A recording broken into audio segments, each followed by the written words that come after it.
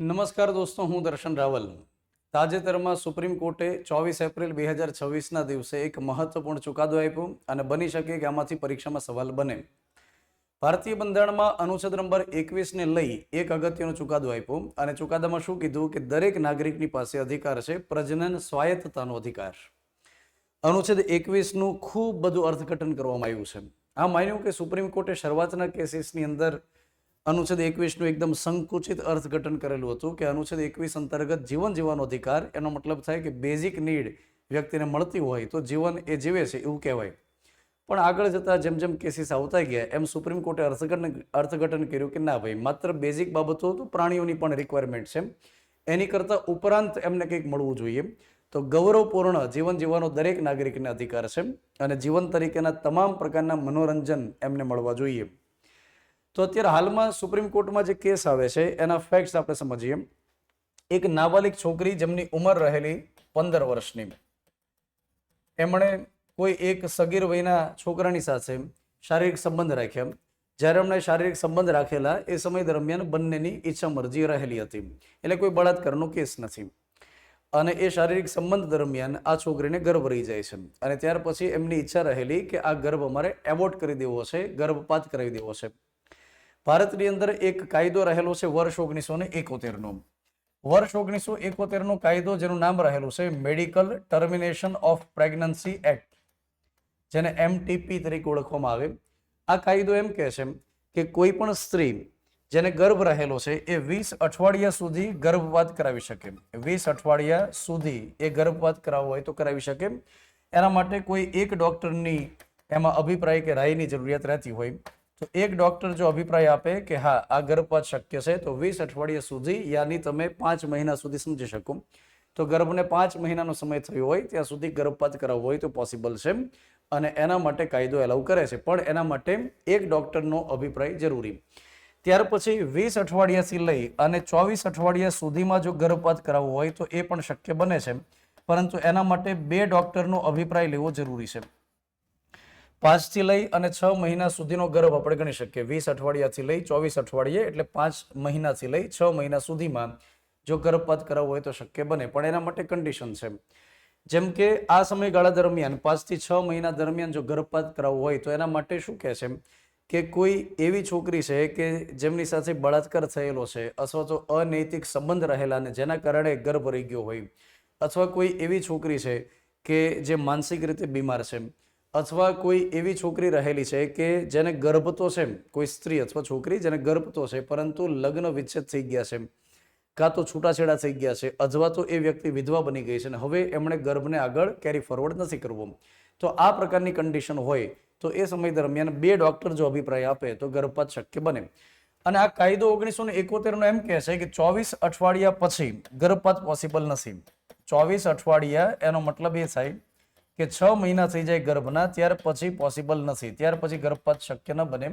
હા, એક કન્ડિશન એવી રહેલી કે જો ગર્ભની અંદર કોઈ ગંભીર પ્રકારની બીમારી અથવા ગર્ભની અંદર કોઈ ગંભીર પ્રકારની ખામી અગાઉથી ખ્યાલ આવી જાય છે તો એ સમય દરમિયાન 24 અઠવાડિયા પછી 6 મહિના પછી ગર્ભપાત પોસિબલ બને. કેમ કે જે ગર્ભની અંદર ખામી છે, બીમારી છે, એ આગળ જતા બાળક જન્મ લેશે તો એ બીમારી સાથે જન્મ લેશે અને આજીવન એ ભોગવશે, એના માતા પિતા પરિવારના સભ્યો ભોગવશે.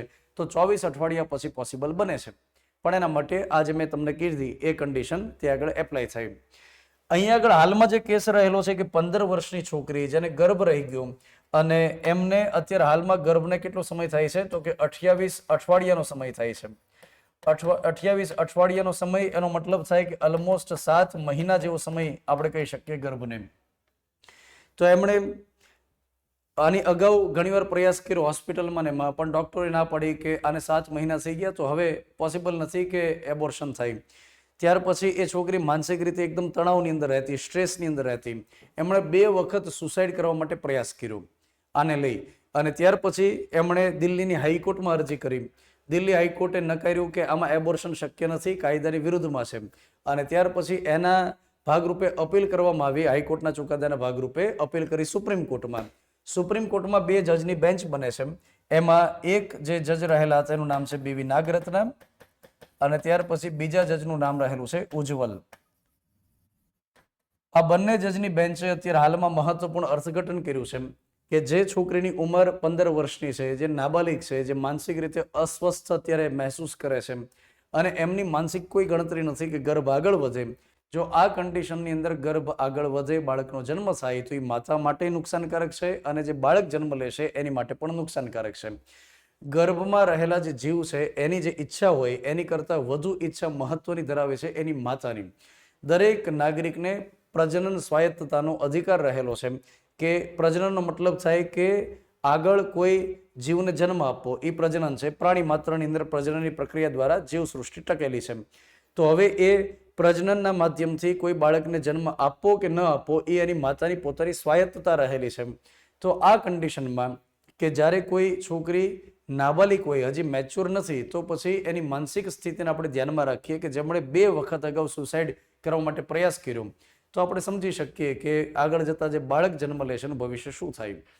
તો અત્યારે 2 જજની બેન્ચે મહત્વપૂર્ણ ચુકાદો આપ્યો અને all India institute of medical science, જેને આપણે એઇમ્સ તરીકે ઓળખીએ છીએ, એમને આદેશ આપ્યો. તમને ખ્યાલ હશે કે સુપ્રીમ કોર્ટની પાસે અનુચ્છેદ નંબર 142 અંતર્ગત અધિકાર મળે છે કે સંપૂર્ણ ન્યાય આપવા માટે થઈ અને ખાસ આદેશ બહાર પાડી શકે. તો એઇમ્સ નામની હોસ્પિટલે અત્યારે ખાસ આદેશ બહાર પાડ્યો છે કે આમની મેડિકલ ટ્રીટમેન્ટ કરવામાં આવે, એબોર્શનની પ્રક્રિયા કરવામાં આવે, જેના માટે અત્યારે હાલમાં તો એક મેડિકલ બોર્ડની રચના કરવા માટે આદેશ આપ્યો છે કે નિષ્ણાત ડૉક્ટરની ટીમ પહેલાં બેઠે, એક મેડિકલ બોર્ડની રચના કરે અને એમનો અભિપ્રાય આવે કે હા અત્યારે હાલમાં એબોર્શન કરવાથી માતાને કોઈ નુકસાન થાય એમ નથી, ત્યાર પછી આ પ્રક્રિયા આખી હાથ ધરશે.